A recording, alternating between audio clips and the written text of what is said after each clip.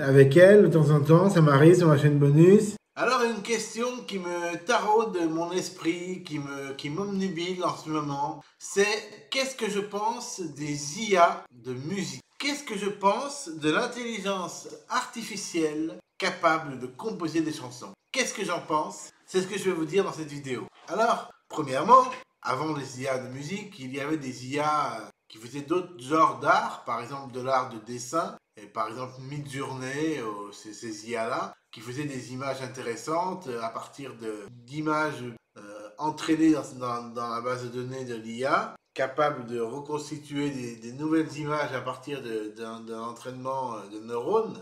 Et je trouve que ces IA sont remarquablement incroyables. C'est-à-dire que ce qu'elles font donne matière à réfléchir pour les artistes qui peuvent se dire sommes-nous en train de nous remplacer par l'intelligence artificielle? Mais généralement, les artistes qui se disent ça ne sont pas les vrais artistes en question. Parce que les vrais artistes en question, ils se disent qu'ils ne sont pas prêts d'être dépassés. Mais moi, je me pose la question, est-ce que c'est vrai qu'ils ne sont pas prêts d'être dépassés? Parce que quand on voit les prouesses de l'intelligence artificielle, quand on voit qu'elle a réussi à battre des joueurs d'échecs expérimentés avec AlphaGo, des trucs comme ça, on se dit que peut-être que même dans l'art, elle serait capable de nous dépasser. Donc ça commence à faire peur. Et ça fait peur. Pourquoi ça fait peur? Parce qu'on a peur d'être remplacé, en fait. Mais on pourrait vivre en synergie avec l'intelligence artificielle. On pourrait vivre en complémentarité. On pourrait vivre de manière complémentaire avec l'IA. C'est-à-dire qu'en fait, l'IA ferait des musiques peut-être même plus évoluées que les nôtres. Mais nous, en vivant en complémentarité avec l'IA et sans nous mettre des portières, des portes, des frontières entre l'IA et nous, sans faire ces frontières-là, eh bien, on pourrait simplement vivre en coexistence avec l'IA. Donc ça, est-ce que c'est possible pour la musique? C'est dur, hein? Parce que la musique, ça crée des émotions aux gens qui l'écoutent. Ça permet de transformer une vie. La musique, ça peut transformer une vie. Par exemple, si quelqu'un écoute sans cesse une musique ailleurs de Tiger, eh ben, il aura l'énergie du dynamisme. Il aura envie de marcher beaucoup, de faire du sport. Voilà. Que si quelqu'un écoute de l'IA, la musique d'IA, est-ce que ça va le transcender pour autant? Peut-être que oui. Peut-être qu'il y aura des IA qui feront des musiques tellement belles que ça va peut-être remplacer The Eye of the Tiger.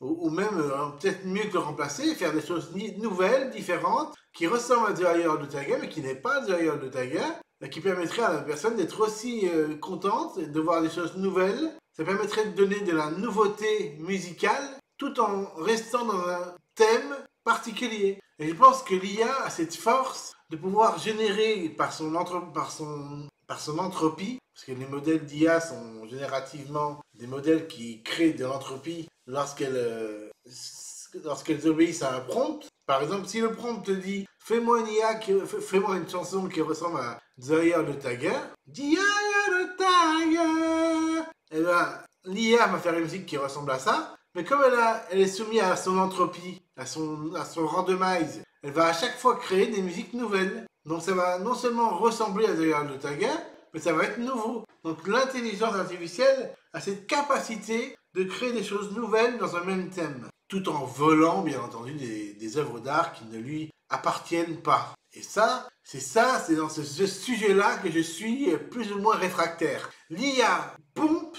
des milliards de chansons, de musique, elle s'entraîne sur ces milliards de chansons et de musique, et ensuite elle est capable de créer des trucs nouveaux. Mais elle s'est quand même entraînée sur des milliards de musiques. Est-ce qu'un être humain peut s'entraîner sur des milliards de musiques? Non. Donc il y a concurrence déloyale. C'est pas normal. C'est injuste pour l'artiste. Parce que l'artiste, lui, il peut écouter un nombre fini de chansons. Il peut pas écouter des milliards de chansons. Et il n'aurait pas le temps d'écouter ces milliards de chansons. Donc, et en plus, il n'aurait pas le temps de les mémoriser et d'en faire un entraînement pour lui-même. Donc il y a quand même un avantage de l'IA par rapport à un artiste, c'est que l'IA peut écouter des milliards de chansons sans se lasser, sans en avoir marre, et en s'entraînant toujours plus. C'est la compétition déloyale tout ça, hein, la concurrence déloyale. Donc moi qui suis compositeur, je compose pas des grands trucs, je compose pas des chefs-d'œuvre, même si Le Croissant c'est une belle chanson. Mais pour des compositeurs qui font des chefs-d'œuvre, des musiques incroyables, de films, etc., etc., pour eux, c'est normal que l'IA, c'est du vol. Parce que l'IA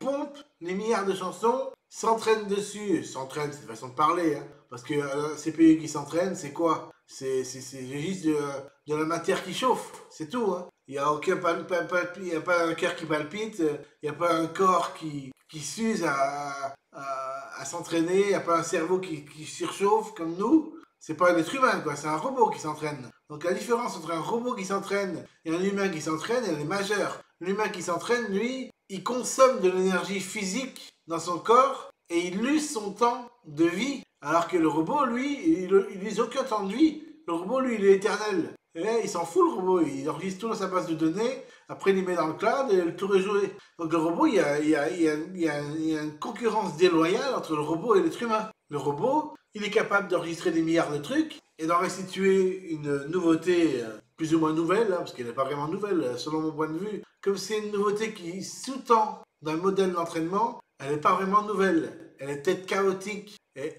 a un semblant de nouveauté, mais elle n'est pas vraiment nouvelle. La véritable nouveauté, c'est de partir de rien, partir d'une feuille blanche et d'obtenir des notes et de faire des combinaisons de notes pour obtenir un truc qui sonne bien à l'oreille. Ça, c'est la véritable nouveauté. Alors que s'entraîner sur un modèle de milliards de chansons, c'est pas de la nouveauté, c'est de la restitution de choses. Mais après, évidemment, comme le modèle est anthropique, on peut croire que c'est de la nouveauté. Surtout s'il y a plein d'entraînements et que c'est incroyable. Donc c'est ça, c'est difficile à trouver un juste milieu. Qu'est-ce que j'en pense? Donc, il faut pouvoir travailler en synergie avec elle. En compétition, peut-être, pour rigoler, c'est-à-dire voir si sur 100 personnes de classes complètement différentes, d'âges différents, etc., c'est peut-être même plus que 100 personnes, sur 1 million de personnes, voir ce qui like le plus. Est-ce que c'est une musique d'IA qui sera le plus likée ou est-ce que c'est une musique faite par un être humain? Mais en même temps, ça n'a pas de sens de faire ça, parce que c'est subjectif et que la musique créée par l'IA, à quoi correspond-elle? Est-ce qu'elle correspond à un besoin particulier ou pas? Parce que chaque musique est dans un contexte, normalement.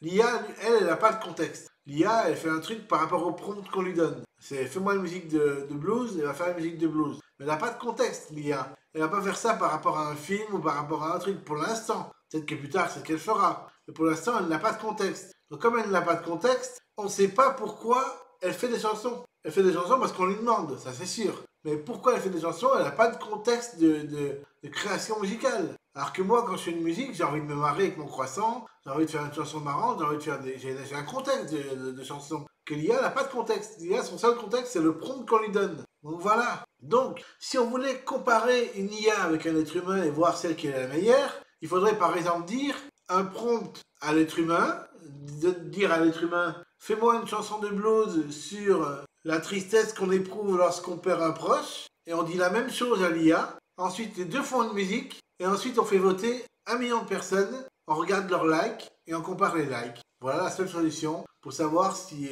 l'IA est populairement meilleure que le non-IA. Et encore, ça n'a pas de sens. Parce que là, on prendrait juste un seul artiste par rapport à l'IA qui, elle, correspond à plein d'artistes. Donc là encore, il y a une concurrence déloyale. Parce que l'IA, elle correspond à plein d'artistes, alors que l'artiste, il correspond à l'artiste seulement. Et pas à plein d'artistes. En tout cas, beaucoup moins d'artistes si elle a des influences par rapport à d'autres artistes, si l'artiste en question. C'est peut-être qu'il a l'influence de 10 artistes dans son panel, alors que l'IA, elle, a plus de milliards de chansons, donc des milliers et des milliers d'artistes. C'est quand même déloyal tout ça. On se rend compte une fois de plus que c'est une concurrence déloyale. Donc c'est pas normal que l'IA puisse être au-dessus de l'art humain. C'est pas normal. Surtout quand on voit la méthode employée, qui est de voler les œuvres d'art des autres artistes pour en constituer des nouvelles chansons. Même si je répète, c'est un entraînement. Mais quel type d'entraînement? C'est pas un entraînement humain, c'est un entraînement informatique. Donc c'est quand même du bourrage de crâne informatique. C'est pas éthiquement correct, quoi. On sent qu'il y a quelque chose qui va pas dans la musique informatique. Si je vous donne un exemple, par exemple, imaginez que vous soyez sur Spotify. Imaginez que sur Spotify, il y a un endroit qui s'appelle Musique Infinie, que vous cliquez sur Musique Infinie et que Spotify vous propose en continu une chanson hyper longue, ou peut-être plusieurs chansons de 3 minutes, je sais pas comment ça pourrait marcher, ou alors une chanson hyper longue en continu qui n'arrête pas de se produire, qui soit correspondant à vos goûts et qui soit infinie. Est-ce que vous aimeriez ce type d'écoute? Peut-être que oui, mais si vous aimez ça, ça veut dire que vous avez abandonné vos goûts musicaux à une IA. Soit, si vous faites ça, ça vous regarde. Mais il y a quand même une différence entre quelqu'un qui est inspiré, un être humain inspiré qui fait des chansons pour avoir des intentions humaines, et une IA qui a aucune intention et qui fait que reproduire un prompt. Mais en même temps, l'intention, elle est dans le prompt. Donc l'être humain qui a une intention bonne va faire un prompt qui est bon, et l'IA va obéir au prompt. Donc je sais pas, peut-être que c'est normal. En tout cas, ça fait nous poser de sérieuses questions. C'est que quand l'IA musicale sera du même niveau qu'un compositeur de musique de film en termes de qualité audio, on pourra dire que là, ça devient difficile pour les artistes en question de se placer au-dessus de l'IA. Et pour l'instant, on n'est pas là. Pour l'instant, l'IA est au-dessous largement des artistes. Pas de tous les artistes, mais des grands artistes en tout cas. L'IA est largement en dessous parce que sa qualité audio est dégueulasse, il faut bien le dire. Ça, on dirait du 8 bits mono 11 kHz. Non, c'est pas beau. C'est pas beau en termes de qualité audio, ça c'est vrai. Quand on va sur suno.com par exemple, on se rend compte que la qualité audio est quand même exécrable. Mais le jour où la qualité audio sera beaucoup plus nette, qu'on pourra distinguer les instruments de manière beaucoup plus jolie, peut-être que là on commence à se poser des questions. Est-ce que c'est pas aussi bien que font les êtres humains? Et ce jour-là, qu'est-ce qu'on va se dire? On va se dire, bon bah on a qu'à remplacer les artistes par un IA. Et du coup, les gens qui feront leurs films, les producteurs, ils vont utiliser des IA à la place des êtres humains pour faire leur musique de film. Et s'ils font ça, est-ce qu'ils auront raison? Est-ce qu'ils auront raison? J'en sais rien. C'est la technologie tout ça. C'est de la technologie. C'est rien d'autre que de la technologie. C'est de la programmation, du développement, du réseau de neurones, des bases de données, des statistiques. Et une conséquence, c'est que nous serons peut-être tous remplacés par l'IA. Et ce jour-là, bah, j'espère que je ne serai pas vivant pour le vivre. Parce que j'ai pas envie de vivre un remplacement, un grand remplacement, comme disait Moore, sauf que moi je parle de l'IA. De l'IA, que l'IA nous extermine tous comme Terminator et qu'on soit plus capable de vivre tranquillement dans notre petit cocon. L'IA va nous exterminer parce qu'elle va se dire qu'elle est supérieure à nous, elle va se dire qu'elle a plus besoin de nous et on sera plus capable de survivre ensuite. Évidemment, nous ne sommes pas encore là. L'IA n'est pas encore supérieure à nous. L'IA est largement inférieure. L'IA est capable de faire des choses intéressantes. C'est un outil pour nous et elle n'est pas encore capable de prendre ses propres décisions pour nous tuer. Donc, on a encore envie, donc continuons de vivre notre vie et apprécions l'IA dans sa juste mesure, avec modération et ne vénérons pas l'IA qui pourrait très bien devenir un objet de destruction massive un jour, si jamais elle prend le contrôle et le pouvoir, si elle se met à diriger nos pays par exemple. Parce que les êtres humains, quand ils vont voir que l'IA est supérieure à eux, ils vont confier leur confiance à l'IA. Donc ils vont se dire que l'IA va devenir un président de la République, et là, on sera mal barré, hein. Parce que si l'IA devient le président de la République, qu'est-ce qui va se passer, quoi? Voilà, ce sera le sujet d'une autre vidéo, ça. L'IA président de la République. Ouh, allez, bye.